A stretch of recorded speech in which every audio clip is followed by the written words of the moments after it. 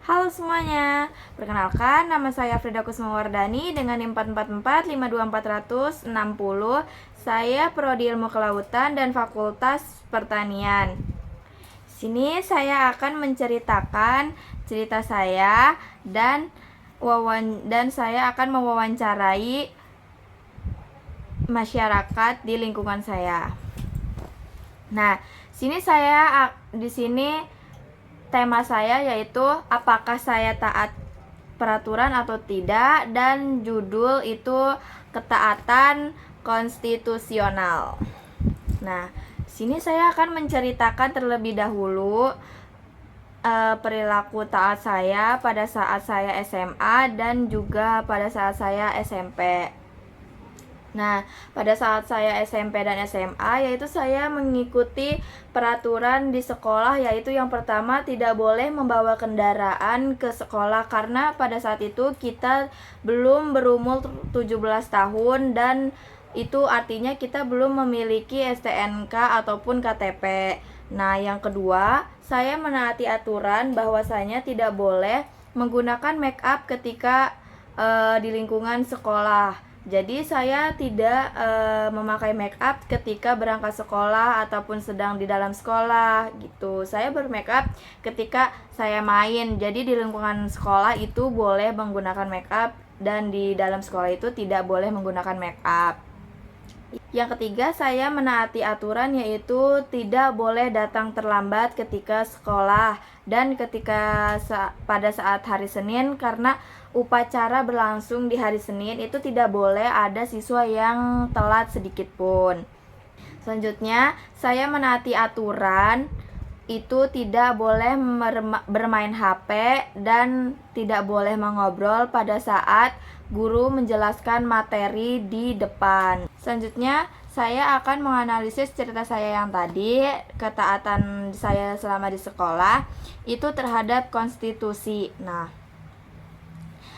cara perilaku ketaatan terhadap konstitusi dapat dilihat dari beberapa aspek. Yang pertama yaitu kepatuhan terhadap hukum yang berlaku. Kayak misalkan hukum gini. Pertama itu contohnya adalah waktu SMP ataupun SMA itu tidak boleh merokok di sekolah dan tidak boleh merokok di luar sekolah, tetapi memakai baju seragam sekolah itu tidak boleh, itu ada hukumnya. Nah, yang kedua yaitu seperti menaati peraturan lalu lintas. Nah, kadang kalau misalkan ada yang siswa yang sekolahnya jauh itu kan kadang naik motor, naik kendaraan, itu kita harus sama saja menaati aturan lalu lintas tersebut. Ketika lampu merah ya sebaiknya berhenti gitu. Jangan lampu merah tapi kita tetap jalan gitu. Yang selanjutnya yaitu ada partisipasi aktif. Nah, misalnya itu kayak kita mengikuti kegiatan OSIS, mengikuti eskul pramuka dan semacamnya. Nah, misalnya juga kayak ikut memilah dan memilih ketua OSIS dan wakil OSIS gitu, dan menghargai hasil keputusan bersama. Jika memang ketua OSIS yang kalian pilih itu kalah, ya berarti kalian harus menghargai hasil yang sudah terjadinya. Kalau bahwasannya OSIS yang kalian pilih itu ternyata tidak dipilih gitu. Dan yang selanjutnya yaitu penghormatan terhadap hak asasi manusia, yaitu tidak melakukan diskriminasi serta menghargai hak orang lain dalam kehidupan sosial. Nah, kita kan kadang suka misalkan berebut-rebutan menjawab soal di papan tulis kan yang dikasih sama guru kita. Itu misalkan ada ya perbedaan satu sama lain jawabannya, itu kalian harus berani menghormati jawaban dari teman kalian itu sendiri. Jangan malah mengelak ataupun kalian merasa kalau jawaban kalian itu terlihat benar dan jawaban teman kalian itu salah. Tidak boleh seperti itu ya. Nah, faktor yang memengaruhi perilaku taat konstitusi meliputi tingkat pendidikan, kesadaran hukum, lingkungan sosial, serta keteladanan dari pemimpin atau aparat negara. Itu. Selanjutnya, jika masyarakat memiliki pemahaman yang baik tentang konstitusi, maka cenderung untuk patuh juga akan meningkatkan sebaliknya. Nah, kalau misalkan kita juga patuh, otomatis yang lainnya juga bakal patuh. Nah, sebaliknya, lemahnya penegakan hukum dan rendahnya kepercayaan terhadap pemerintah dapat menyebabkan pelanggaran aturan. Kayak misalkan tadi lampu merah, terus ada satu orang nih yang tiba-tiba nyelonong aja, padahal itu tuh di situ lampu merah, harusnya kan berhenti ya. Nah, karena ada satu orang ini yang langsung jalan terus aja ketika lampu merah, otomatis yang lainnya juga bisa aja tiba-tiba ikutan gitu, mau langsung jalan terus aja. Itu nggak boleh kayak gitu. Jadi kita harus tetap menaati aturan. Oke, selanjutnya di sini saya akan membandingkan perilaku taat aturan tersebut dengan ketaatan pada masyarakat di sekitar saya. Yang pertama yaitu kalau misalkan di sekolah itu kadang suka ada juga yang roknya tuh ngatung, padahal nggak boleh. Itu tuh tidak menaati aturan di sekolah tersebut, karena rok perempuan itu harus di bawah mata kaki dan tidak boleh di atas mata kaki. Nah, terus juga ada kalau misalkan laki-laki itu kan suka ngerokok gitu kan, jadi itu ada kadang yang rokok di lingkungan sekolah gitu-gitu dan masih memakai seragam sekolah, dan itu pun termasuk tidak menaati aturan sekolah tersebut. Nah, yang selanjutnya yaitu ada perempuan yang memakai make up juga di dalam sekolah, padahal jelas-jelas tertulis di peraturan itu tidak boleh menggunakan make up selama bersekolah. Nah, selanjutnya juga pada saat hari Senin saya waktu sekolah itu ternyata banyak banget yang datangnya terlambat ketika sudah mulai upacara tersebut. Alhasil mereka semua yang telat itu harus maju ke depan panggung untuk dipertontonkan oleh semua orang yang tidak telat dan sedang mengikuti upacara bendera merah putih.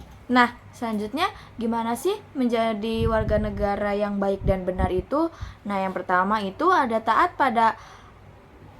aturan dan hukum dari konstitusi. Nah, yang kayak tadi, taat aturan lalu lintas, taat pada sekolah, gitu-gitu. Nah, yang selanjutnya yaitu menghargai hak dari orang lain. Akan menghargai perbedaan pikiran, pola pikir, ataupun semacamnya. Nah, selanjutnya yang ada itu kalian harus berani berpartisipasi aktif dan dalam kehidupan masyarakat gitu. Kayak kalian berani nih ikut gotong royong. Nah, yang terakhir itu ada bersikap jujur dan bertanggung jawab. Apabila kalian sudah diberi tanggung jawab, kayak misalkan mengerjakan soal-soal dari guru ataupun segala macam, kalian harus bertanggung jawab dan berperilaku jujur. Kalau misalkan kalian kalian ngerjain bener-bener kok, nggak bercanda kayak gitu. Oke, cukup sampai di sini. Kurang lebihnya mohon maaf. Wassalamualaikum warahmatullahi wabarakatuh. Halo guys, di sini saya akan mempresentasikan judul yang berbeda kali ini dari yang sebelumnya, yaitu dengan judul Hakikat Pendidikan Kewarganegaraan dengan tema kenapa sih saya harus belajar PKN.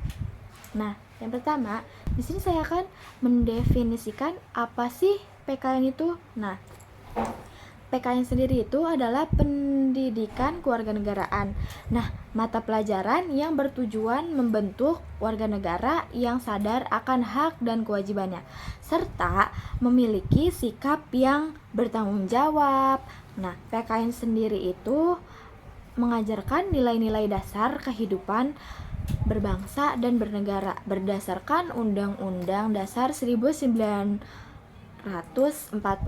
dan ideologi negara Pancasila. Sini saya akan ngasih tahu kenapa sih PKN itu penting.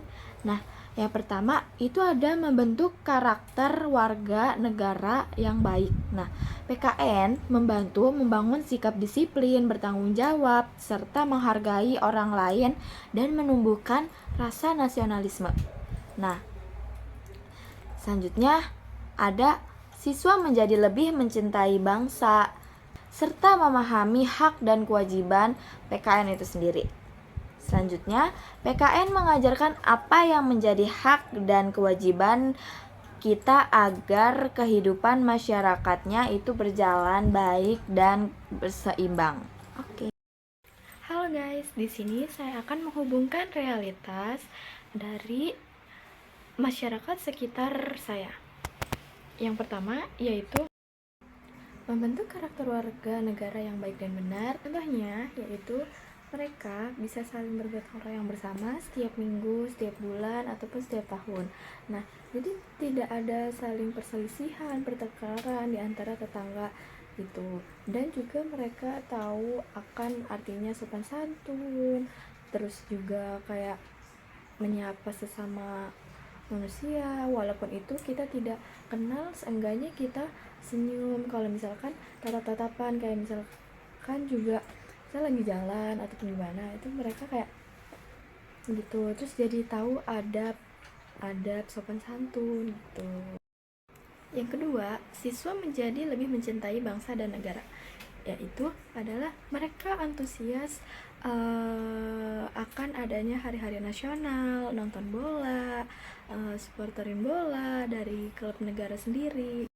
Yang ketiga yaitu apa yang menjadi hak dan kewajiban agar kita hidup seimbang. Nah, itu agar kita hidup seimbang, kita tahu norma-norma aturan di sekitar masyarakat kita, tempat tinggal kita sendiri itu. Nah, tidak boleh yang namanya itu saling iri dengki. Dan misalkan kalau tiap minggu kan ada bersih-bersih lingkungan, nah itu kita usahakan untuk mengikutinya, karena itu salah satu contoh untuk berkehidupan seimbang melalui masyarakat sekitar, karena itu bisa menjalin silaturahmi kita agar tetap terjalan. Oke, sekian. Selanjutnya kita akan mewawancarai satu orang teman saya untuk kita wawancarai dalam tugas berikut. Halo semuanya, di sini saya Frida Kusumardani dan Juskia Permata Wijaya. Di sini saya akan mewawancarai teman saya sendiri, yaitu dari Prodi Ilmu Kelautan Fakultas Pertanian. Oke. Menurut aku PKN itu penting karena PKN itu juga sebagai dasar negara kita sebagai warga negara.